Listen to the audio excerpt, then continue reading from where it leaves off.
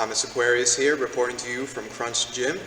How can you ensure warrior-like strength day after day, season after season, year after year?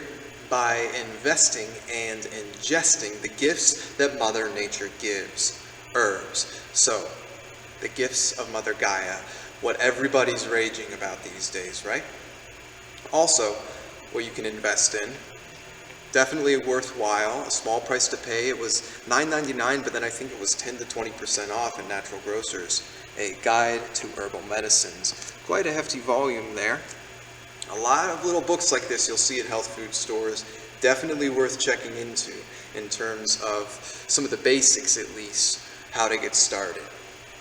So herbs can be taken in the form of a capsule as supplements. They can also be taken in a tincture.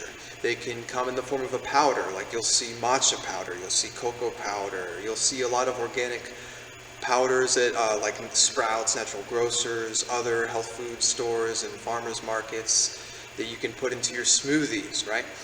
Herbs can be taken in the form of, well, spices. Spices that you add to your foods can have immense anti-inflammatory and circulation boosting benefits. They can have a lot of alkalizing benefits. Parsley, oregano, cayenne, these turmeric as well. These are very, very useful herbs that you'll see a lot of times in actual supplements or in specific herbal treatment regimen. So you can put this into your recipes and you can keep your health high that way just through your diet. I mean, in this case, this is another instance of food being your medicine, so to speak. So when it comes to these guides, when it comes to supplement use, and of course my channel, this is for general educational benefit. It's also my way of sharing with you what I implement into my practice, what works for me. Maybe it works for you, maybe it will work for you too, and maybe you use something similar already. If so, and you want to talk about herbs with me, feel free to drop a comment. What are some herbs that you take maybe on the daily that you love to cook with often? And if you have any questions about what works and what isn't working, also feel free to drop a comment below.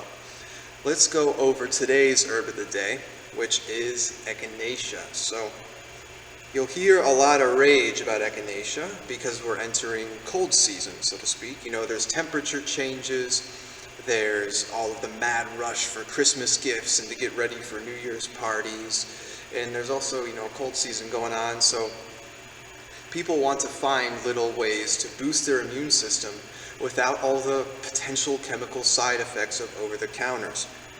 So echinacea is to be used with caution, a general caution, as with any herb, because it may be actually doing a little bit more harm than good if you overuse it.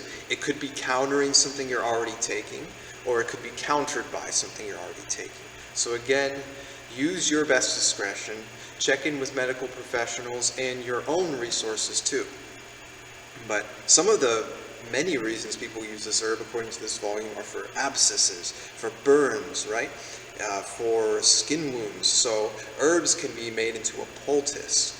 So since ancient times, a lot of these leaves, a lot of berries, a lot of roots have been ground up and made into a poultice to treat wounds, actually, and it does work. It does actually stimulate topically that area of the body to begin its own repair responses. Also, you can ingest as a capsule or as, you know, other forms of supplement, and other sorts of ailments. In this case, it's mentioning upper respiratory tract infection, UTIs, and other forms of cancers as well can be mitigated through the use of ingesting herbs. So echinacea itself stimulates the white blood cells. It's sort of like a work stimulus package for them to go hunt down harmful agents in your body. There are plenty of similar types of herbs that can be used for these purposes. And in future installments, we're going to be going over all different types of herbal supplements and tea that you can make yourself to be a stronger warrior. So I also practice Qigong, and Qigong is included in the regimen of traditional Chinese medicine, as is the use of a whole encyclopedia of herbs from all over the world that the ancients were already used to using to treat all kinds of common problems that you'll see to this very day. Also, studies are being released consistently affirming that herbs, in fact, are a very, very direct approach to bringing down risk of some of the more harmful social illnesses and problems that are, the top killers of Americans and people in the Western world in general.